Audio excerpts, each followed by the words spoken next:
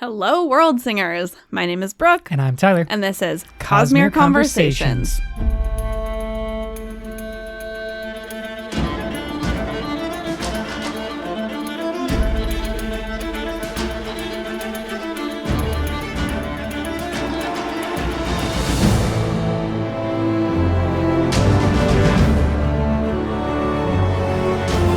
Welcome back, everyone. Not gonna lie, I'm real pumped about this episode. As we previously said, we're going back and forth between some real deep dives and then some maybe more playful speculation. But our next couple of episodes in this, our Rhythm of War series, are going to be real intense. So put on your thinking nerd caps because we are going deep into the epigraphs from each of the parts in their own specific episode.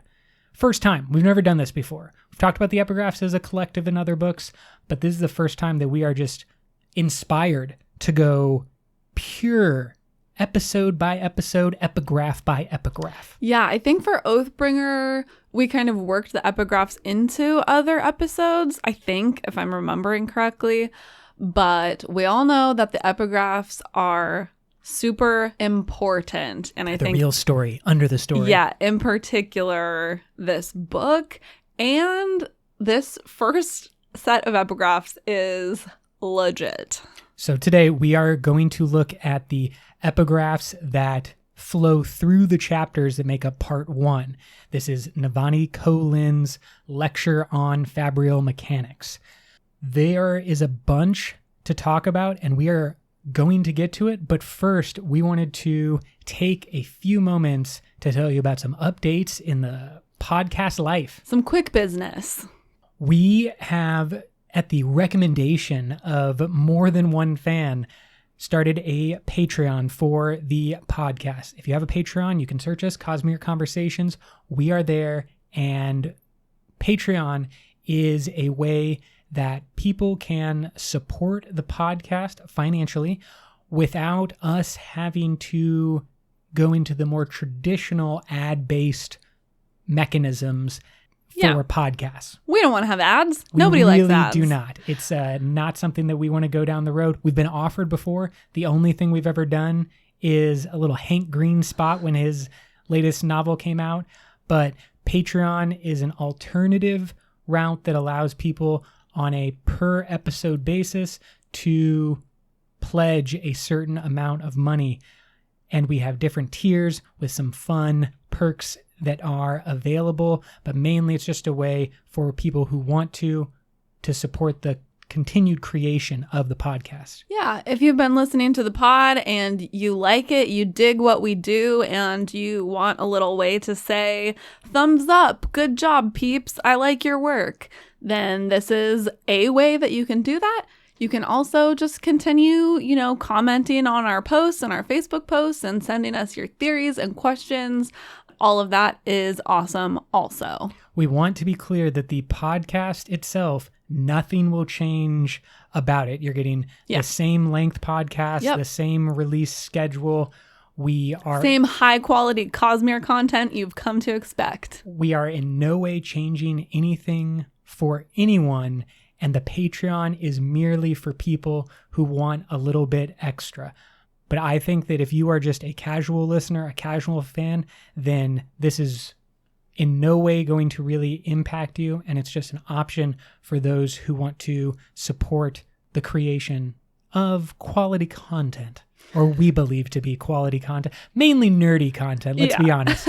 It's like a very niche market, and there's not a lot of creators. So one of the things that Patreon does allow us to do is to give artists and friends of the pod opportunities to work with like-minded individuals who love the Cosmere. For example, friend of the pod, Angie, has been commissioned to do some of the artwork that will make up some of the perks for high-level individuals on the Patreon. If you have been a Cosmere Conversations fan for a while and you listened to our Shadows for Silence reread like a year or so ago, then you might remember our deep joke about Mistborn pigs, and we were able to commission a truly excellent drawing of a Mistborn pig from Angie. So the Mistborn pig is viewable by everyone. I commissioned that, so I published it. But individuals who join at our highest tiers, which is the Cosmere tier and above, will get a custom commissioned work by Angie. And in the future, we may work with other fans to produce other types of perks. Those are the types of things that are offered. We will also be doing little mini bonus episodes for certain tiers of the Patreon and some Ask Me Anythings where we can theorize wildly. If you have any interest in supporting this podcast at any time, please visit the Patreon. Again, you can find us at Cosmere Conversations. We're on Patreon, we're on Reddit, we're on Twitter, we're on Facebook. We're on all the things that all exist, and we appreciate everyone who participates and downloads and listens to the podcast. Let's get into it, though. Epigraphs for Part 1, Navani Kolin's lecture on fabrial mechanics, presented by Navani Kolin to the Coalition of Monarchs in Urithiru on Yesavan 1175. Brooke, what do you think is the biggest takeaway from these epigraphs? The biggest thing that jumps out is the metals. We get a bunch of information about some very familiar metals and their relevance in the creation of fabrials on Roshar. This was mind-blowing. In fact, the presence and the focus on metals around the fabrial or the captured spren. There is a cage that makes up, the total machine and of the fabrial. When Brandon starts hinting that the metals that are used in that cage around the captured spren were meaningful and maybe directly connected to the metals and how they're used in the Scadrian metal-based magics, my brain was blown. I was just like, oh no, the whole Cosmere is coming together in front of my eyes. Together. Yeah, because we also hear a little bit about the relevance of certain gemstones and things like that also. But I think, as you pointed out, it is laid out quite clearly in these epigraphs that metals have consistent effects across the Cosmere, which is very interesting. That makes it very clear that the effect that the metal has is not dependent on the shard or like the planet that it's on, but that it's inherent to the metal itself across the board, no matter where you take that metal or where that metal is found, which is fascinating.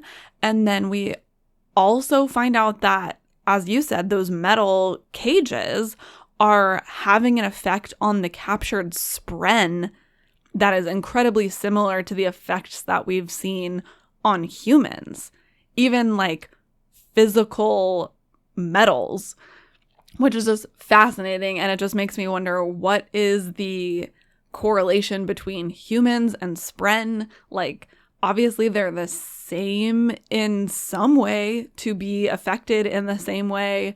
And like, how are the metals working physically on a being that is mostly cognitive?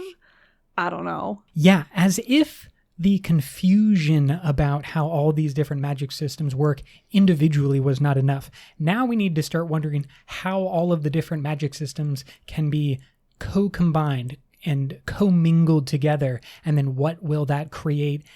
Because for the longest time, it has been the belief that metals on Scadrial were unique and specific and special to Scadrial. This part comes from something we've talked about before, but in Mistborn Secret History, Kelsier sees human souls and metals as the same kind of candlelight glow. Yeah. And so his connection, we don't know this is 100% correct, but this is where it comes from. He directly connected souls and metal from Scadrial. And we know that humans and all of Scadrial was created directly by preservation and ruin. So the concept was like they made humans, they made metals, they made them special on purpose. Right. It seemed like the metals were invested because of the specific shards on that planet. And now we see that metals being used on a different planet also have similar effects. My question is, are all metals exactly the same across the Cosmere? Or is Scadrian metal like the most pure version of these different metals? Would they have a stronger effect if the metal came from Scadrial? In the same way we see on Roshar how different gemstones, there's like a pure and perfect gemstone that is better at holding stormlight, and then worse gemstones that leak it. No, because the gemstones have to do with the way that they are cut. So that's like something that humans can create or influence. And also the color, which we'll get to in a moment when it comes to the gemstones. Yeah, I don't know if color affects them being quote unquote perfect, but it does affect other things.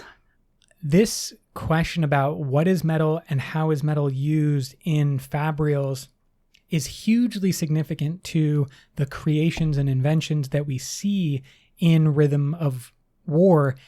I think clearly a Cosmere aware individual has to be thinking, oh, this is another example of the trade importance across the Cosmere.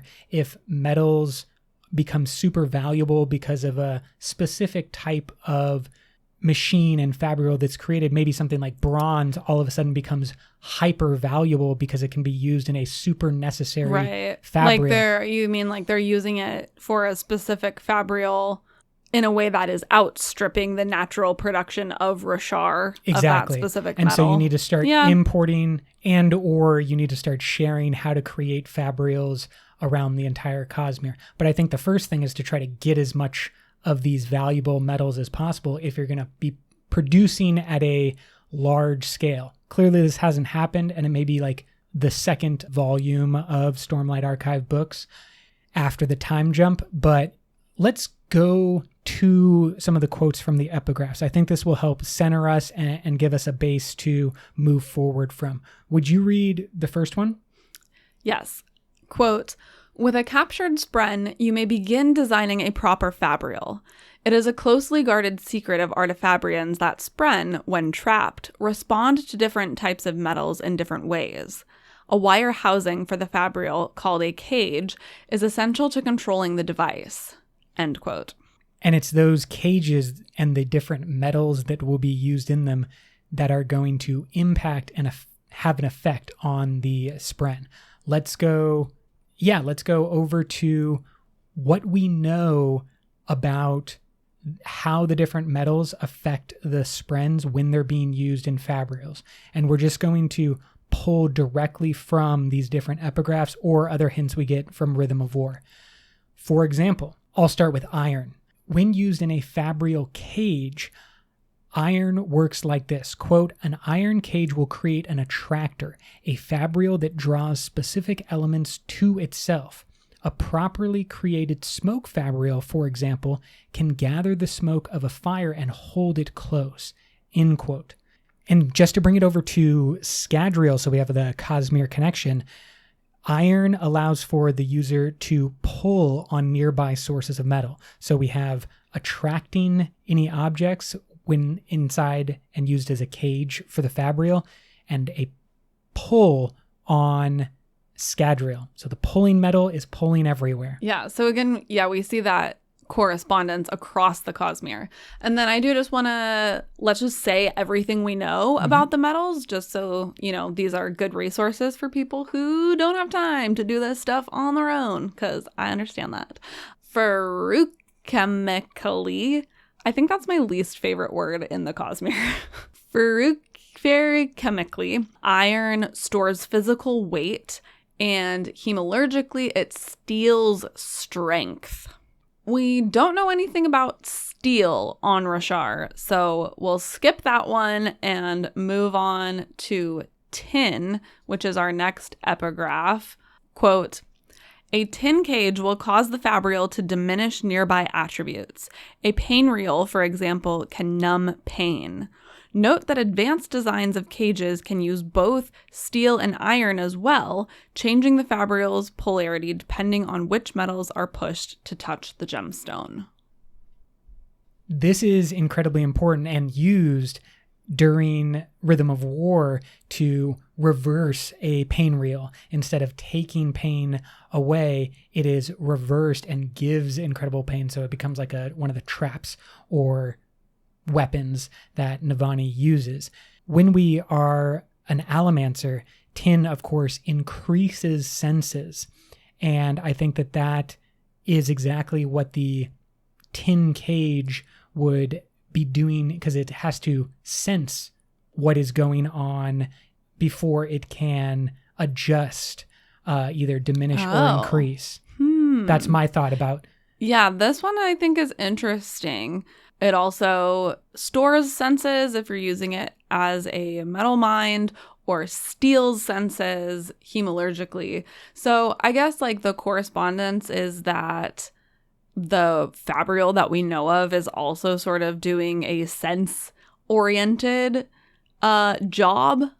Exactly. That's what I think. It's all about kind of identifying those senses and increasing, depending on the polarity that is used, you can also decrease with the fabrial. And I think that either or is going to be very important to fabrials for reasons we will talk about in a moment. Let's go to pewter. With pewter as an Allomancer, it increases strength. This is Ham and the pewter burners. But also that includes like balance and things like that. So general physical ability.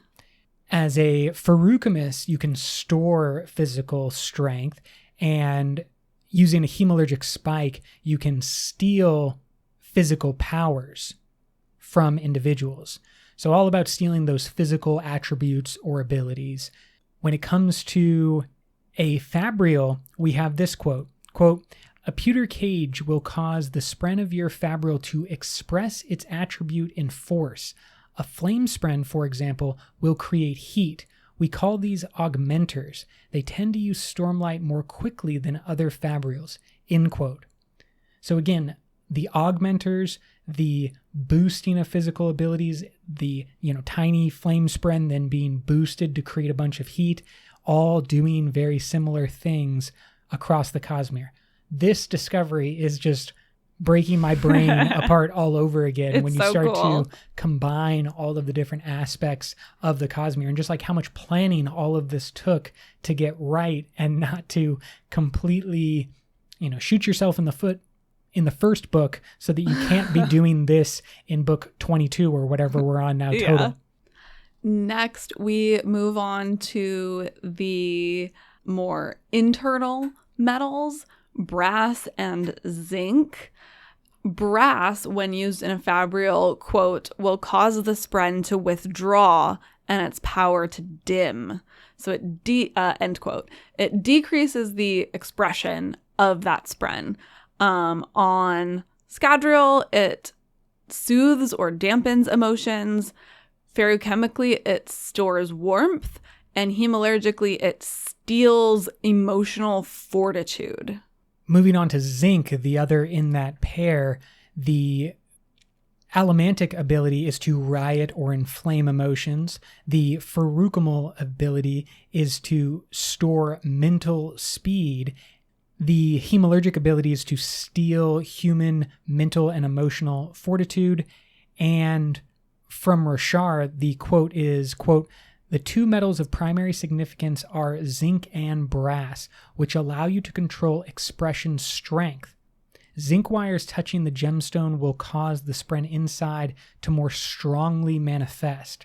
End quote. So this one, of course, increases expression where the brass decreases the expression. I wonder what the difference precisely is there between pewter and zinc, because they're both like increasing it, I think what the main difference is between the augmenting and just the decreasing and increasing is that augmenting is like throwing gasoline onto an already lit flame. Like it gives it a burst and it forces it to express itself with a show of force. The zinc and brass I see as almost like fine-tuning either a radio or some type of a, slight adjustment that you are making. And if you basically only had pewter, that could do a really poor job of having like a bunch of zinc wires around your cage. But if you are doing something that requires really fine adjustments, that's where zinc and brass, I imagine, are going to come in.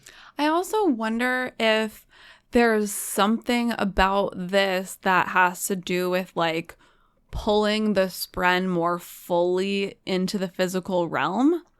Just with the description as brass causing a withdraw, it literally says will cause the spren to withdraw, like it's almost going away, versus zinc causing the spren to more strongly manifest. Like, is it more strongly manifesting in the physical realm, Yeah, I think so. Yeah. It's rioting the spren, right? And it's exciting the spren, maybe giving it what it wants or making it think that it is getting what it wants and therefore is more attracted. And that is, now we have to like always try to keep these connected because we know that Brandon's clearly set up this connection.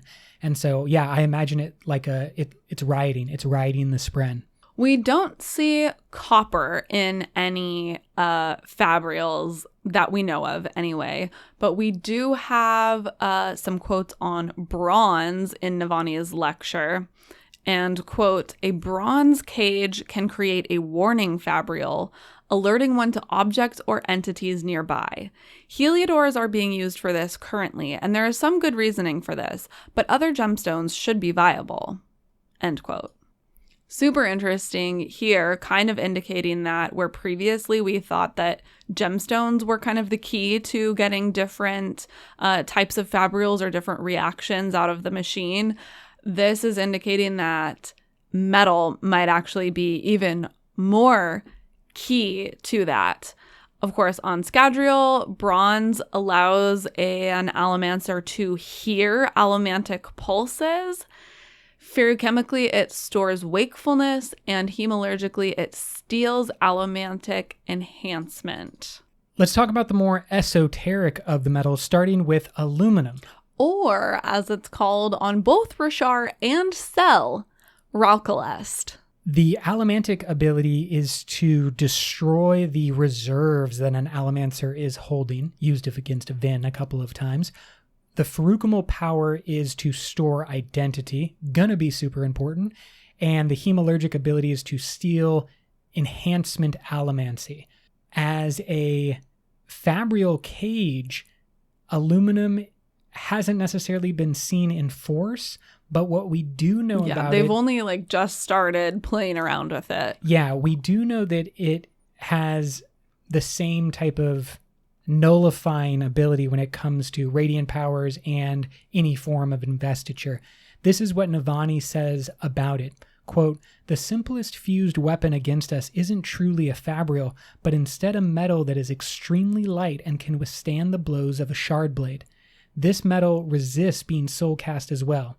It interferes with a great number of radiant powers. End quote. This is the thing that I could see there being some Cosmere trade around, because it's going to be super important for the Artifabrians on Roshar, and it does not occur naturally, at least not in great quantities, on Roshar. They have to trade for it. And we know that Navani has already experimented a little bit with being able to nullify the planes of movement. Yeah, it lets her isolate movement planes and is what allows her to create the fourth bridge in Rhythm of War. So highly valuable. As we talked about last week with our Thydakar episode, aluminum is naturally more occurring on the Scadrian planet and will become, or already is becoming, their primary export. I'm assuming a bunch of that is going to need to go to Rashar so they can create more and more of these advanced fabrial machines. I think that's going to be like their number one export.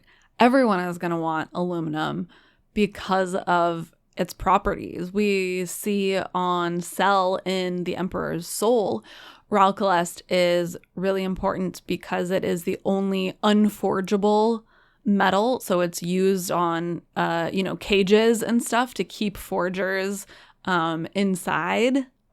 That is really the only higher metal that we see on Rashar so far.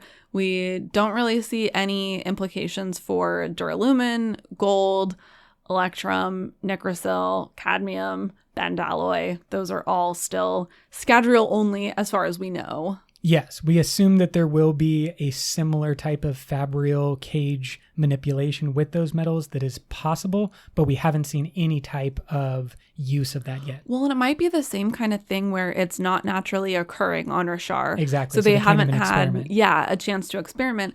But this is where our last episode and the Cosmere economy comes into play, because as we see that trade start to increase and bump up, we're going to see more and more things being traded, and then they'll have the opportunity, I assume, to experiment with these at a later date. There is, of course, the god metals that exist on Rashar of Tanavastium and Racium, and we assume a cultivationism. Corvellium. But Racium is seen and used on Rashar. Specifically, it is the blade that Rabaniel uses to stab not only her daughter, but also Moash as he's attacking Navani at the end of Rhythm of War. And they use it for a bunch of their experiments and stuff too, because Racium conducts investiture, which is super interesting. And Navani agrees with me. Quote, "The fused have a second metal I find fascinating, a metal that conducts stormlight. The implications for this in creation of fabrials are astounding. The fused use this metal in conjunction with a rudimentary fabrial, a simple gemstone, but without a spren trapped inside." End quote. So this is also important because they're using a non-spren trapped gemstone as well. Yeah, because they can use it, because it conducts investiture, it will conduct the investiture down the length of the blade and then into that gemstone. That's one of the ways that they use to get light or investiture into their gemstones.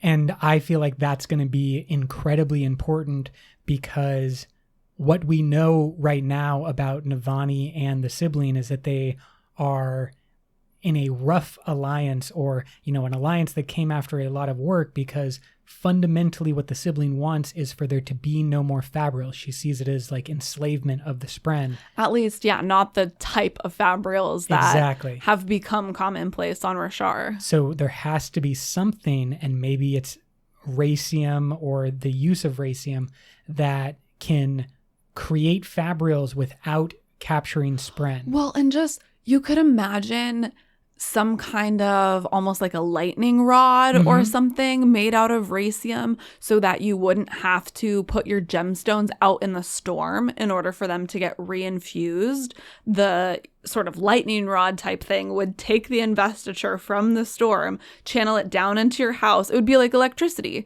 right? It would just bring that right in, infuse your gemstones, your house stays lit, and you don't have to worry about putting your valuable gemstones out where someone might steal them, or instead of solar panels, they would have a Racium lightning rod. Exactly. Man. Oh, too crazy. I'm really excited about that.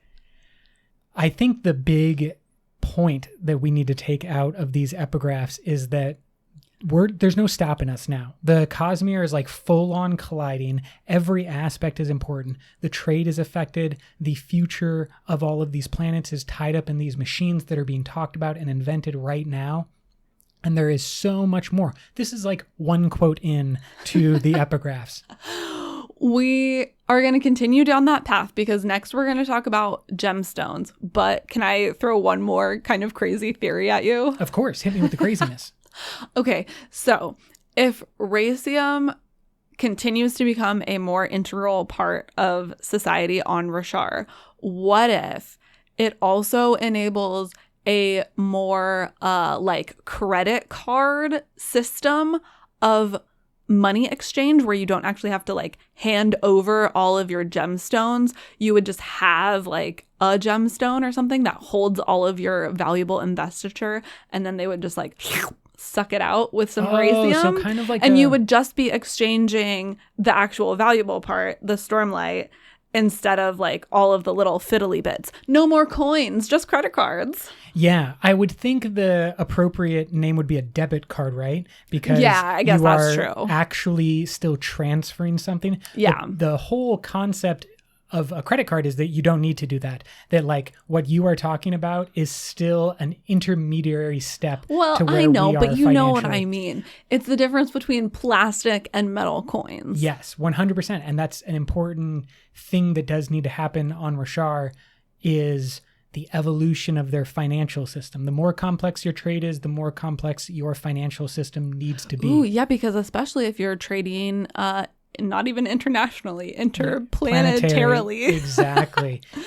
I'm so excited about this. Okay, let's get back to our next sort of aspect of creating fabrials, which is the entrapment of the spren. And what Navani specifically says is important. And this epigraph is what sets up the Terravodium moment at the end, where Teravangian is literally sucked into the shard power that is odium. But it begins right here with a couple of the quotes that Navani has in this epigraph. So first, let's start off with the type of gemstone. Quote, "The type of gemstone is relevant. Some spren are naturally more intrigued by certain gemstones." End quote. We, of course, need to attract the spren. And so the gemstone is one of those elements that different spren will be attracted to different gemstones. So it'll affect your level of success in attracting that spren if you have the most effective type of gemstone.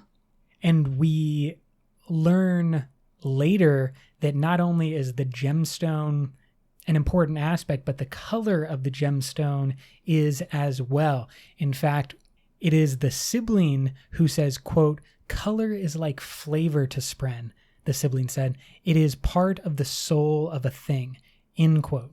The second aspect after attracting the spren is calming the spren with something it knows and loves. Fire, for example, would be used for a flame spren. Then you also need to make sure that the gemstone is infused the correct amount. So it can't be completely done, and it also can't be completely full. It can only be partially infused, and they've determined that about 70% infusion is optimal. Because the next thing that you are going to do is remove Stormlight from the gem. So you had that 70% Stormlight filled, and then you are going to start removing that from the gem. Now, the process of removing is a closely guarded secret at the beginning of the book, but it's all tied up into rhythms and music, and that we will talk about in a moment.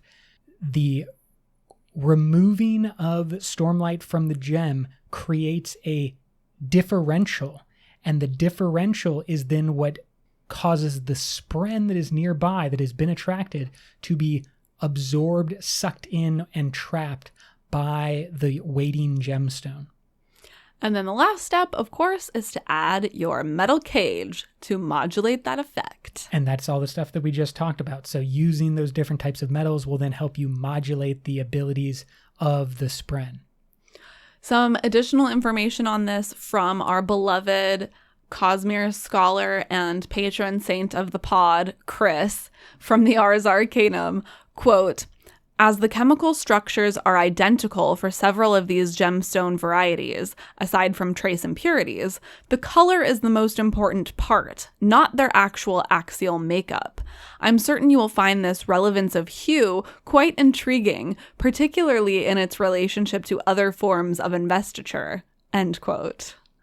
Obviously, they're referring to the Nalthian color-based magic system. And because we know from Rashar that color or that light and sound are linked, it is super important to remember that when a thing is, attracted by color or color is important, there's also an element of sound that is important as well. You just mean that because color is also a wavelength? Yes. Got it. Yeah.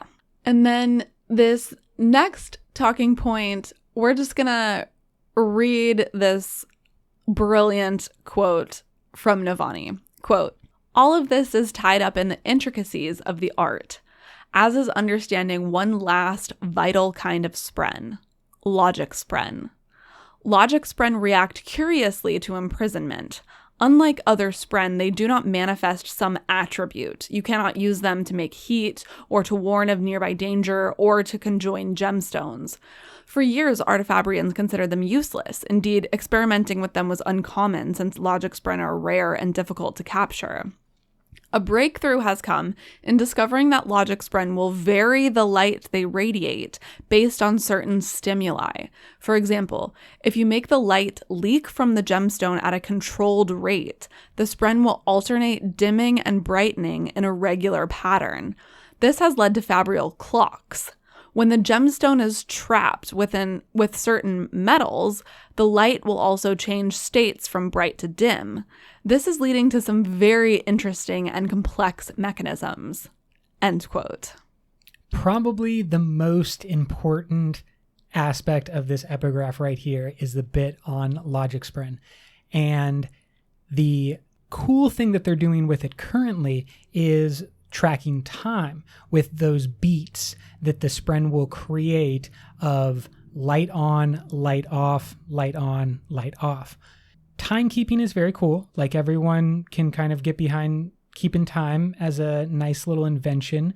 But more importantly, to the greater Cosmere, and where I believe the last line about some interesting and complex mechanisms being created is pointing us to, I believe that Navani is talking about the creation of Rashar and the Cosmere's very first computer. Of course, if you know anything about computers, you will recognize that the most basic aspect of computing are logic gates that have the ability to switch on or switch off, to create a 1 or a 0. And that gives you the ability to then create binary language and develop all of the different aspects of computers that we see today that we did in a very short period of time. But everything is built on that underlying principle of yes, no, on, off. Yes.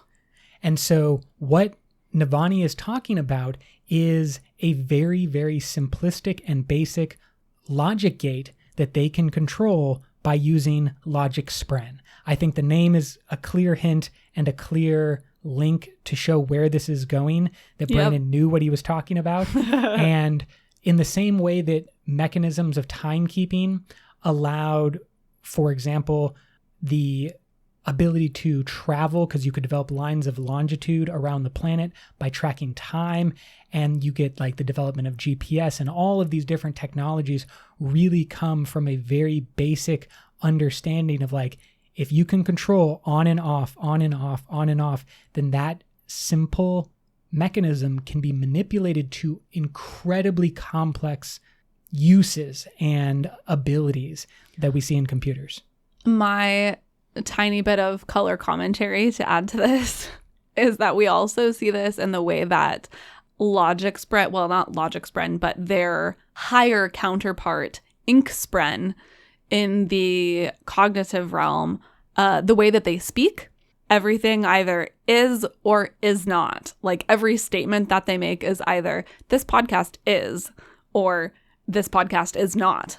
That's a great catch and a really good reminder that Yasna is bonded to an Inkspren, which means that her shard plate is a manifestation of Logic Spren taking metal form on this side. And we do believe she is a fourth ideal radiant. We don't believe anymore. We know. Oh, of course.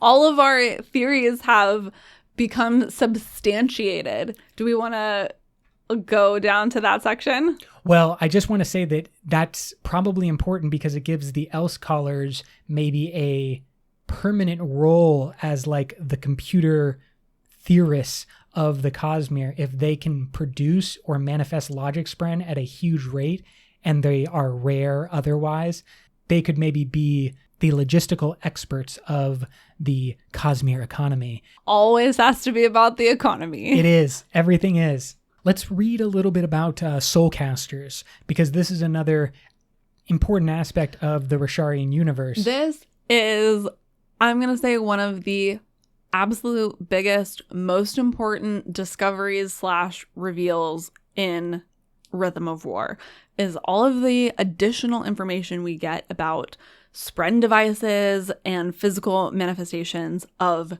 Spren and like the truth about the soulcasters. Quote, soulcasters manifested as small, unresponsive Spren hovering with their eyes closed. So the soulcasters did have captured Spren, a radiant Spren judging by their shape, intelligent rather than the more animal-like Spren captured to power normal fabrials. These Spren were held captive in Shadesmar and made to power soulcasters. End quote. And that is a quote from Navani, who is sort of detailing the process of they're still trying to figure out how the ancient soul casting devices were made. Because after all of these discoveries, after all of the scientific research that they've been doing, after all of the great, cool new fabrials that Navani has been able to create, they still don't know how those soul casters work. Soul casters do not have captured Spren inside the gemstones, which is the only way that they currently know how to make fabrials. And now that they have Radiants who can look into Shadesmar, they've uncovered that there are these Spren on the other side. Then she starts talking to Rabaniel, and Rabaniel leads her to the revelation that, quote, soulcasters didn't hold Spren because they were Spren, manifesting in the physical realm like shard blades. Spren became metal on this side. End quote. Soulcasters are shard blades. Spren became metal on this side. I believe when you combine the other things that we learned in Rhythm of War, specifically Maya and her declaration that this was a choice that the shard blades or the Spren at the time made.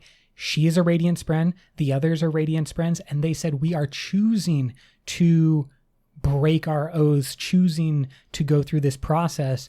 What if other Spren had found a way to make the same choice, but maybe not with the same consequences in the form of soulcasters? Like these Sprens are like, we also want to help. We also want to be on the physical side, and we are going to do that by becoming soulcasters. Yeah, and it's, I can't wait to get more information about this, because Navani doesn't say precisely what type of Spren appears in the cognitive realm where the soulcasters are. Like, I wonder if it's a specific type of Spren, maybe. Or is it any Spren who makes that choice? Right. But it just makes so much sense, right? We're like on the path of answering this question that Dalinar has been asking since the beginning, which is, why do we only have shard blades? And the answer is, well, you didn't used to. Yeah, of course. We find out when Kaladin bonds Syl that she doesn't have to be a shard blade. She can be a spear. She can be a fork.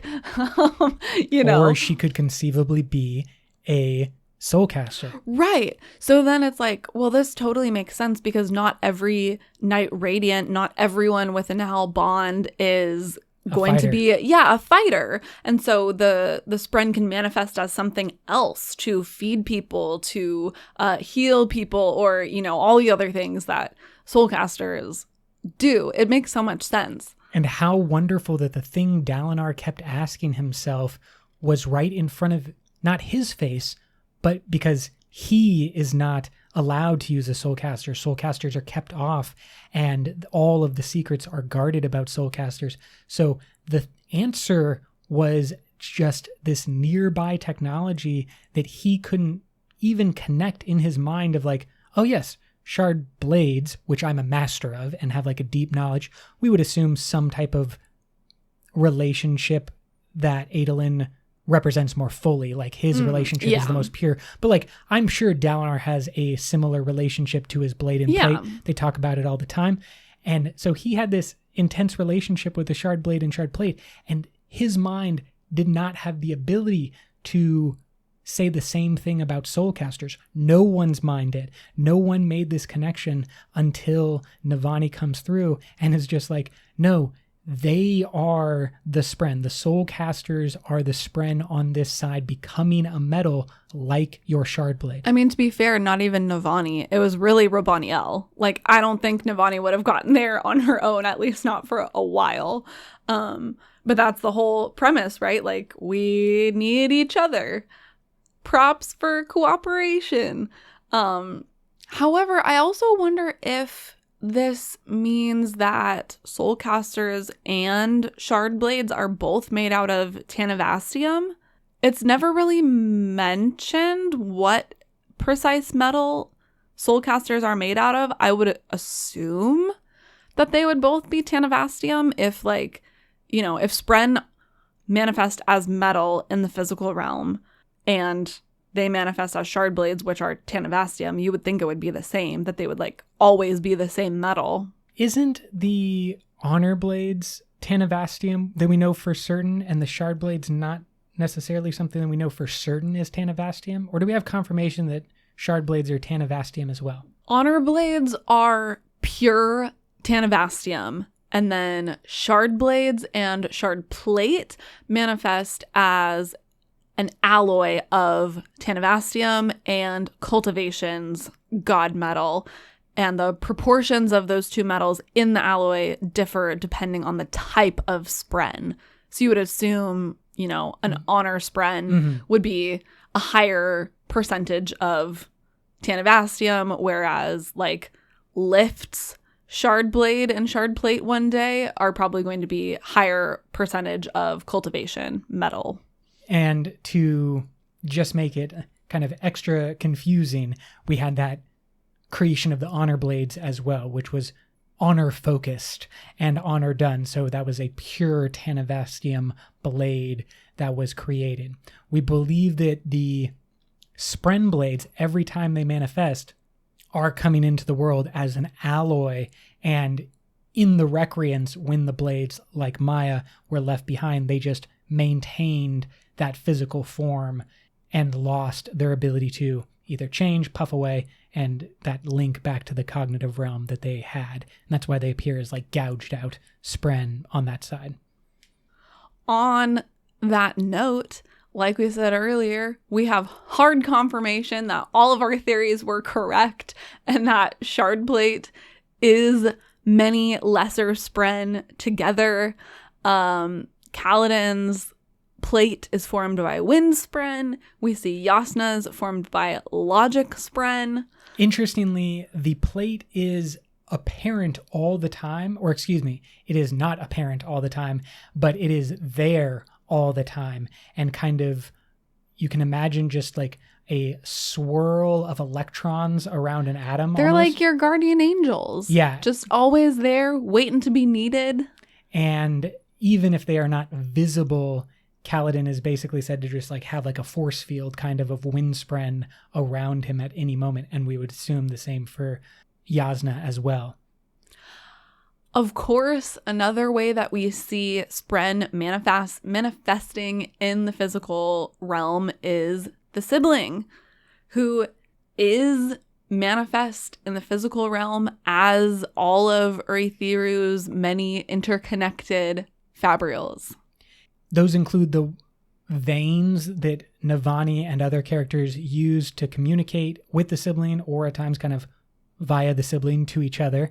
And it is probably a blend of the natural earth that, like, I kind of wonder, is the sibling the connective tissue that is made by, or that is made around this creation that was done by the shards to create like the Tower of Urithiru with cymatics?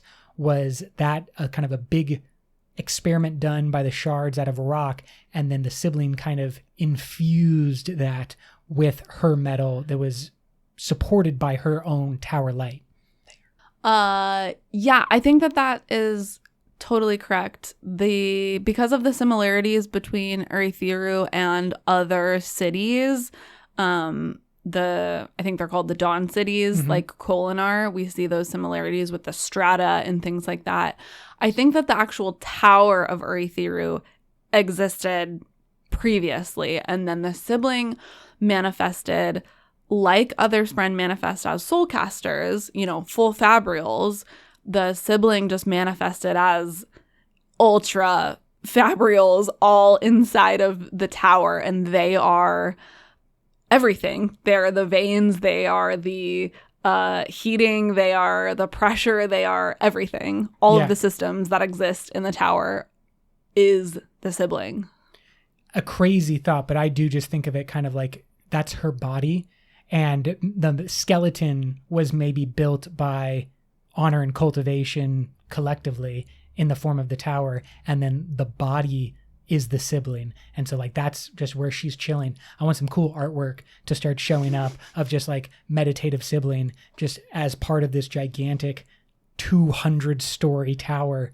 We also know from A Word of Brandon that the sibling does not see themselves as being any gender because it's not a human.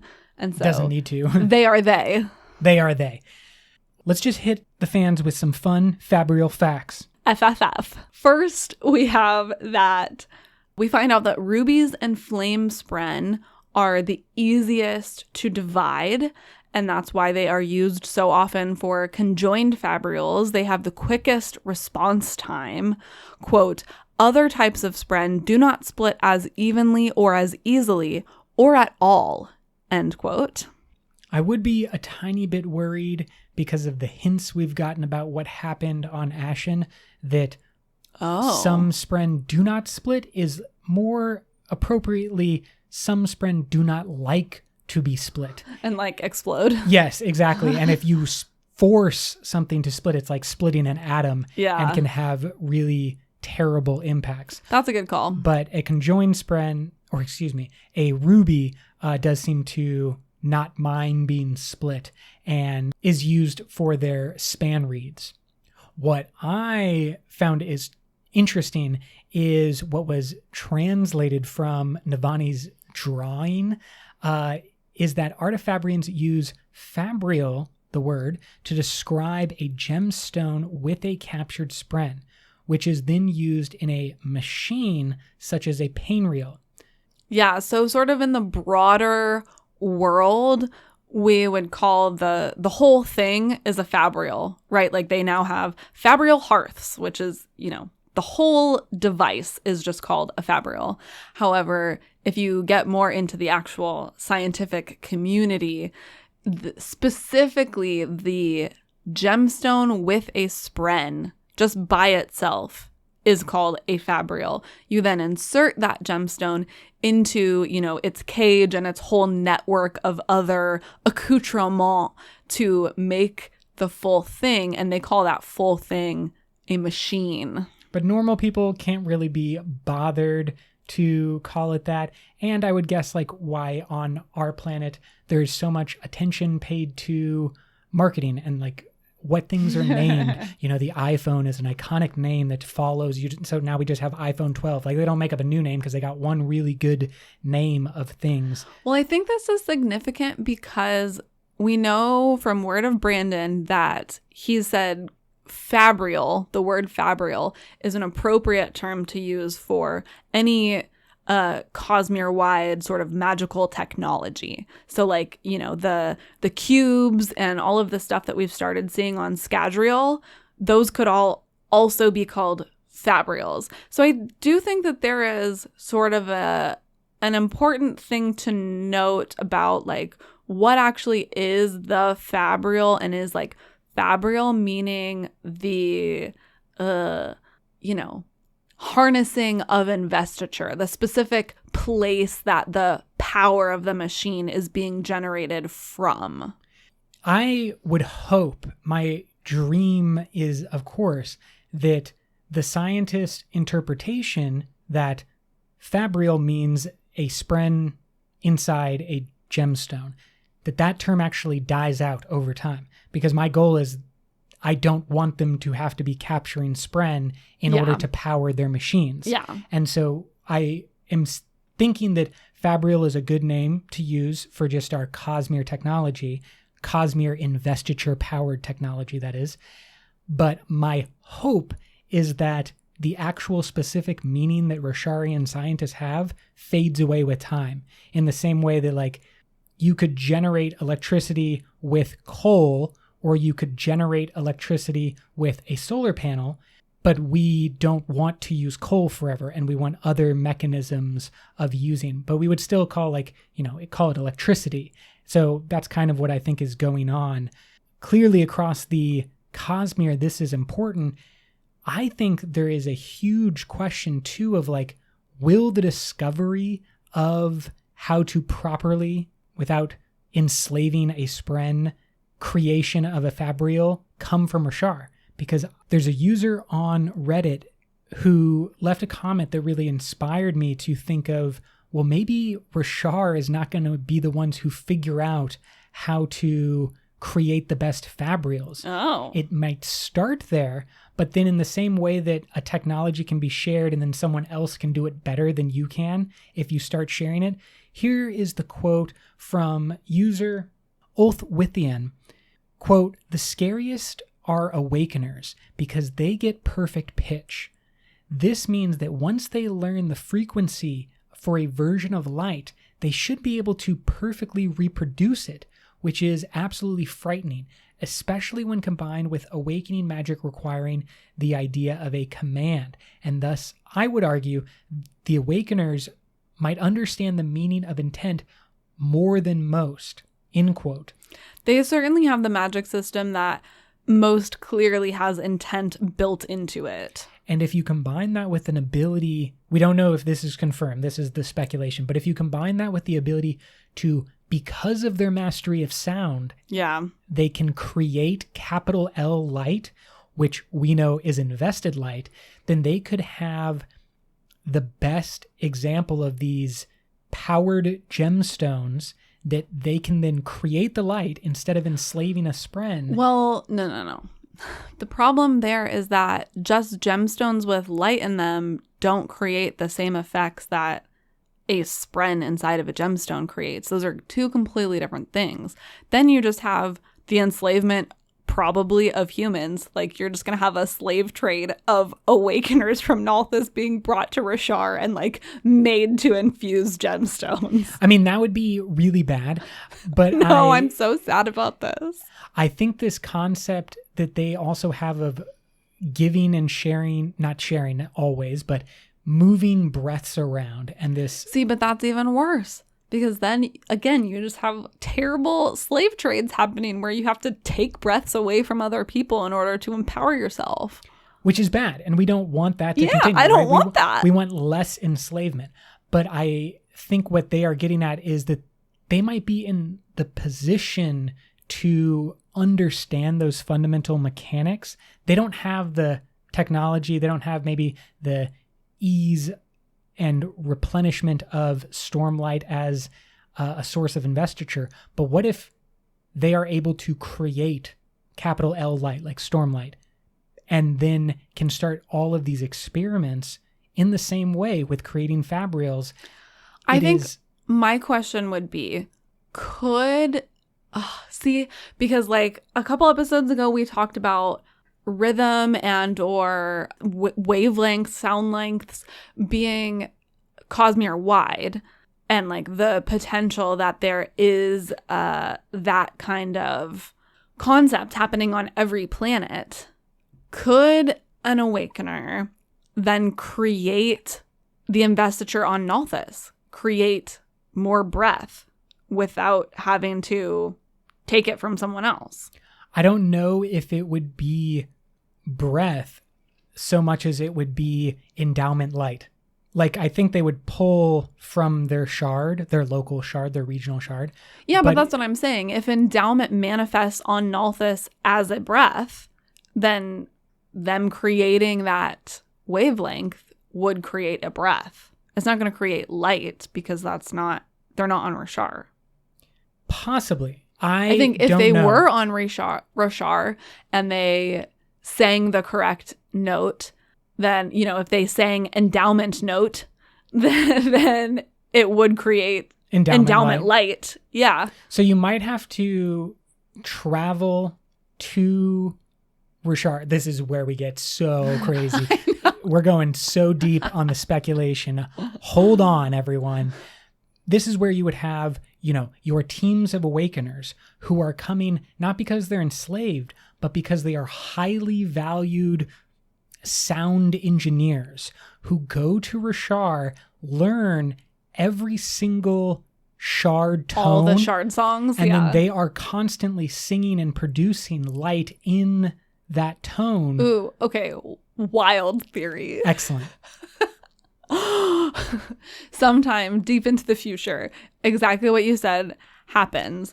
Can we recreate Ad Nauseam with a choir? A symphony? Yes, with a symphony of all of the shard tones to recreate Ad Nauseam if you just sing all of the shard tones together. We know that 2 shards can be combined, right? Because that's what we have Tower Light because of the combination and the Rhythm of War, obviously. So I think that Endgame, everyone, is just a giant symphony. A big orchestra is just playing. That would be so beautiful. Can you imagine just millions of humans, maybe not even just on Roshar, all around the Cosmere, singing in harmony together? Aww. If that's right, then you win. Well, you win absolutely nothing, but I will give you a high five. Pass me. Everything's made up and the points don't matter. Exactly. Of course, Navani ends her lecture with a plea for cooperation, some of which she does get from the other humans. Yeah, but only by force. Quote, "We cannot afford to keep secrets from one another any longer." End quote. She goes on to ask Queen Fen to again ask the Thalen Fabrial Guild to share their Stormlight moving tricks on behalf of the war effort, which, again, she gets by force later because they don't have a choice. And then, quote, "One of my pleas is for Artifabrians to stop shrouding Fabrial techniques with so much mystery." End quote. Meaning using decoy metals, plated metals to confuse other people and to keep their proprietary technology secret and special. And I found this interesting, especially when compared to smaller, we'll call it policies that Navani has tried to put in place. For example, the market in Urithiru, she developed this beautiful plan of a 10-ringed market that all the shops would exist in. And there are those shops that exist there. However, the least reputable and the most reputable shops did not join her little policy plan. Coalition of shops. Yeah, exactly. The kind of healthy middle was represented there, and they got tax benefits or whatever. But the really, really seedy places and the really, really rich places, we don't want your oversight. Yes, exactly. And that for that reason, I wonder, if the benefits that she thinks she is asking for, stop hiding your technologies, stop trying to confuse everyone, if that is going to be adopted by another core group of individuals, but the most talented are probably still going to hide their stuff. I mean, there's always going to be a black market, Yeah, exactly. That's nothing you do is ever going to get rid of the black market. But if you can increase cooperation and sharing even a little bit, as we see in Rhythm of War, everyone is going to benefit. Oh, I think it's going to benefit. Certainly. Yeah. I definitely don't want to dissuade Navani from doing this. I just think what you said, you can't stop these individuals who are going to go outside of the mechanisms that she is trying to set up. And I believe that will cover the epigraphs from part 1. A few episodes ago, we introduced a new segment of the pod that we then promptly forgot about. So today we are going to do 2 installments of the Stormlight Archive Explained Badly. Would you like to read our first one? From Douglas Flora, quote, "In a land where a Category 6 hurricane hits every couple of days, people who are mentally unstable start to develop powers and have to save the world because God is dead." End quote. And then number 2, this is from Ben McSweeney, quote, "Sad people talk to their imaginary friends for approximately 5,000 pages so far." End quote. Both bad explanations that are really, really great. On point. Our next episodes are going to cover the epigraphs in the other parts of Rhythm of War. We will then continue looking at different aspects of Rhythm of War. Thank you so much to everyone who has already become a patron on Patreon, all of the people who listen to the podcast, who comment on the Reddit, Twitter, Facebook, all the different things. It is so great, and I will just say incredibly humbling and absolutely really helpful in this crazy, chaotic world. I know that fans have said to us, found you in 2020, started binging, listened to them all. They really helped me kind of take my mind off all the stuff that's going on. 10 times more so for us. Like, it is incredibly helpful and incredibly meaningful to be able to talk nerdy for so long and to have other people who enjoy it and to have these crazy conversations. Brooke, can you take us away? Until next time, life before death. Strength before weakness. Journey before destination.